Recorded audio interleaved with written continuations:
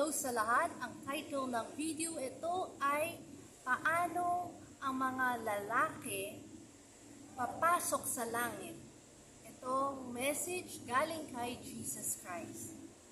So, sasabihin ko sa inyong apat ng testimonies na mga lalaki pumasok sa langit. At sana na-inspire kayo dito para gawin nyo. At when mamatay kayo, papasok ka talaga sa langit kasi kilala ka ni Jesus Christ. So, yung unang testimony ko ay ang tatay ko. Namatay na siya 5 years ago, pero nakita ko ang transformation na gawa ni Father God sa buhay niya. Sa dulo ng buhay niya, kasi noon, very worldly ang tatay ko. Missionaries kami when na sabi ni Father God, pumunta kami dito sa Pilipinas. 10 years or 10 years ako, pero sa kanya 5 years na naging missionary.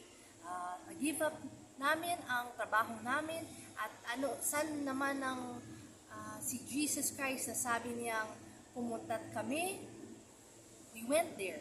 And we not only na pray over kami, gumaling ang mga tao, nakita namin ang mga miracles na bukas ang mata ng mga tao ng bulag, naglalakad sila when yung mga stretchers, and pumunta kami sa hospital din, at gumaling ang daming mga patients, all for the glory of Jesus Christ, hindi sa amin, nagalingkod lang kami. Pero even all that, prideful pa rin ang tatay ko. Ibig sabihin, yung doctrine, yung stronghold na sa isip niya na padre ng pamilya siya. That kailangan malaman niya lahat ng solution para sa lahat ng problema namin. Kasi tatay ko siya. At yun ang responsibility niya. And kung sabi daw niya actually when nakasakit na siya, alam mo, bago ako nag-pray, meron na akong solution sa problema ko or natin. Tapos nagdasal ako, Lord, back me up. Jesus Christ. Hindi tama yun. Dapat magkumbaba tayo at tanungin natin ano ang kalooban ni Jesus Christ para gawin natin, para malaman natin ano yung solution sa problema natin. Kasi kung maisip natin anong baka yung solution sa problema natin, then paano kung mali yun? At peaceful ang journey mo. You see? Dapat galing kay Jesus Christ ang lahat ng gawain mo sa mundo. Para alam mo, ano man mangyari, hindi ka pabayaan ni Jesus Christ. Hindi ka niya iwan. Alam mo that yung prayer mo is answered. Just keep persisting. Endure to the end. You know, many times na-frustrate ang tatay ko when hindi niya ma-fix ang problema. Nag-worry siya, ang dami niya iisip. There's times na nagagalit siya, outburst ang anger, kasi ang daming problema, hindi niya kaya i-solutionize. But one time, 1 year, bumaksak ang weight niya, 30 pounds. Ang lakas ng tatay ko 5'9", superhero. Sabi namin sa kanya siya ang Superman namin Pero nakita ko ganong nakuha ni Father God ang lakas niya. Isang ganon na. Isang salita ng ni Father God. Hindi para parusahan ng tatay ko. Para pakita sa kanya, hindi mo kaya lahat. Hindi ka Diyos, hindi ka superhero. kailangan magkumbaba ka at submit sa lordship ng anak ko ay si Jesus Christ. Pero ito kawalas ng tatay ko kasi alam mo naman sa culture natin ng Pilipino, kung lalaki ka dapat malakas ka. Malaman mo lahat ng solutions sa problema. Kung hindi, duwag ka. Anong klaseng lalaki ka, di ba? Pero nakita ko yun sa tatay ko eh. Slowly, God took away yung strength niya. Hindi niya kayang magbangon sa kama. Ay hingi siya ng tubig. Hindi niya kaya to carry. Hiyang-hiya siya. Pero alam mo, sa dulo, iyak na iyak siya. Sabi daw niya, pasalamat sa amin ng mami ko. Dahil hindi niya akalain that day will come na kami mag-alaga sa kanya. We did it kasi we love him. It's not kasi responsibility namin. No.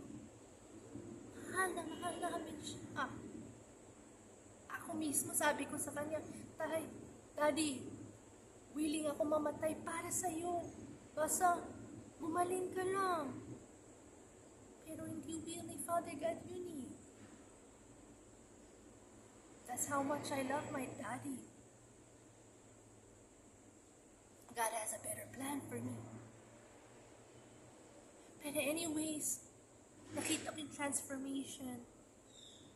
To the point, yung last words niya, sabi ko sa kanya, Daddy, kailangan mong give up yung lahat. Lahat ng burdens mo, lahat ng worries mo kay Jesus Christ. Sabi daw niya, Jesus Christ, hinang-hina na siya, hinig na siya kasi wala na siyang strength. Jesus Christ, I give you everything. My heart. Tanggapin mo ko into your kingdom, Lord. And then he left, fell down his arms, and he went to a coma for one day. And God took him home. How beautiful, right? Sometimes kailangan makuha ni Father God ang lakas mo. Not to torment you, para magkumbaba ka, para pumasok ka sa langit. Ayaw niyang pumunta ka sa impyerno kasi prideful ka. Pero meron kang pa rin choice. Ang daddy ko napili niya magkumbaba, yung reward niya, pumasok siya sa langit. Even though born again Christian siya, nagsaserve kay Jesus Christ. Nakita niya mga miracles. Nag-pray over siya mga tao. They got healed. It's not about how much you do for Jesus Christ. Nagsisi ka ba sa lahat ng kasalanan mo? Nag-transform ba ang buhay mo? Kasi nasundin mo ang kalooban ng Diyos sa buhay. Second testimony, ang tito ko, namatay din siya 6 years ago. Playboy. Sobrang playboy. Dami yung girlfriends. And bago siya naging senior citizen, a few years, mga 5 years, God spoke to him. Jesus Christ spoke to him. And sabi daw sa kanya, kailangan mo baguhin na ang buhay mo. Hindi ka papasok sa langit kung ito ang you continue to do. And Catholic to And so, yung desire sa puso niya na burn parang apoy. And nag-humble siya, nag-iyak siya, say, sorry Lord, ang dami ko nagawang masama. Nabuntis ko ang daming mga babae. Ang dami, alam ko tatlo ang anak niya, pero I don't know what else, other else. Pero, kasi gwapo to eh. Very gwapong tito ko. And so, what happened, nagbabasa siya sa Bible. To the point na nabigay ni Jesus Christ sa kanya yung fire to be a pastor. And he did. He became a pastor. And for 5 years, naging pastor siya bago siyang nakasakit ng diabetes and namatay siya. Pero nakita ko yung transformation. Nasabi daw na niya. And to the point, alam nyo, yung mga anak niyang dalawang anak ng lalaki, nagsorry siya. Nahingi siyang patawad. Sabi niya, mahal ko kayo. Masama ako noon, pero sana patawarin niyo ako. Alam niyo yung anak niyang dalawa? Napalit nila ang pangalan nilang last name. And sabi daw sa kanya, hindi kita tatay. And hindi namin patawad ka. We won't forgive you. Iyak ang tito ko. Pero sabi daw niya, alam mo, sabi ng Jesus Christ, patawarin mo ang mga taong ayaw patawarin ka. Kasi yun ang pagmamahal.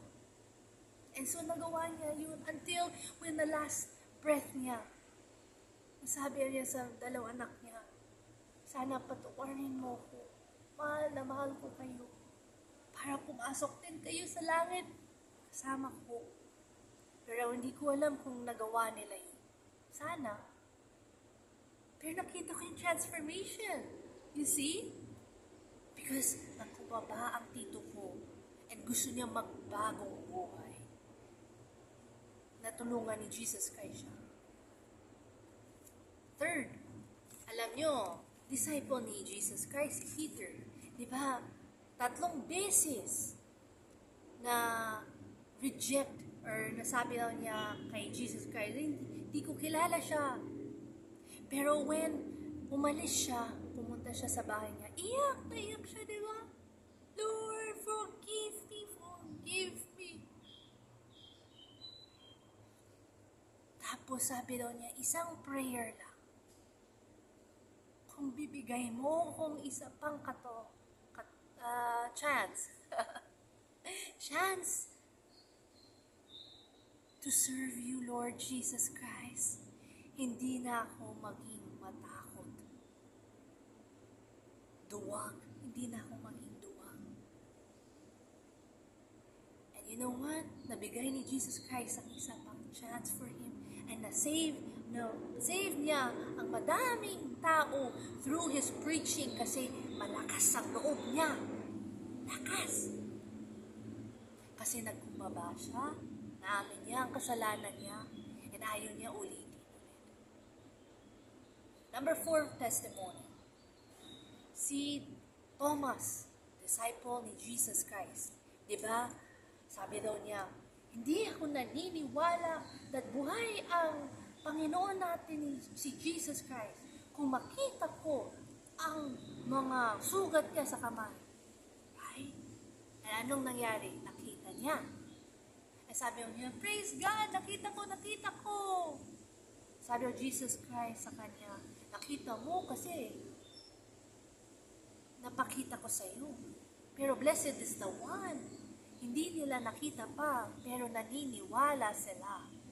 So si Thomas, sabi ni Jesus Christ, kung gusto mo pumasok sa langit, tigilin mo yung mga doubt of God's will, yung paraan niya na magawa niya ang kalooban niya, or yung mga promises niya. And the most important, huwag mo gawin going by your own understanding, yung lakas mo, yung skills mo, or yung experience mo. Don't go there. Kasi lalaki ka, kaya mo. Kaya ganun, na-believe ang mga tao sa'yo. No. Hindi ka papasok sa langit. Ganun. Huwag kong baba ka. Just believe and obey Jesus Christ's will sa buhay mo. Papasok pumasok ka sa langit. Ganun ang simple. Make Jesus Christ, hindi lang siyang Panginoon mo, tagapagligtas, pero best friend mo siya. At teacher mo siya. Turuan niya ikaw lahat ng kailangan mong gawin para gawin mo successfully ang kalooban ng Diyos sa buhay mo. Para when mamatay ka, kilala ka ni Jesus Christ. Yun ang importante. So, that's the end of the video. Please share this sa lahat ng mga tao, especially sa mga lalaki. Ano man na matanda o mas bata, share nyo para sana ma-encourage sila pumasok sa langit with these 4 testimonies. Pumasok tong 4 ng lalaki sa langit. Sana ikaw din. Kung piliin mo si Jesus Christ and sundin mo ang kalooban niya. This is the end of the video. May Jesus Christ bless you.